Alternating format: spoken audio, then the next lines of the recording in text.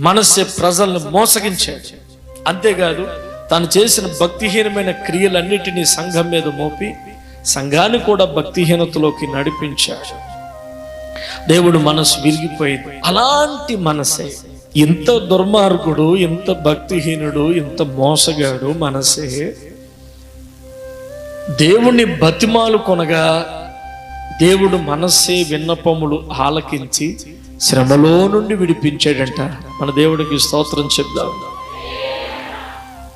ఇంత దుర్మార్గుడు, మోసగాడు, భక్తిహీనుడు, అయ్యా ప్రభువా నీవు తప్ప దేవుడు ఎవరు, నాకు ఆశ్రయదుర్గం ఎవరు, నన్ను ఈ శ్రమలో చేయి విడిచిపెడతావా, నాకు ఈ కష్టంలో చేయి విడిచిపెడతావా అని బతిమాలు కొనగా దేవుడు మనస్సే విన్నపములు ఆలకించి శ్రమలో అతన్ని కాపాడేటట్టు.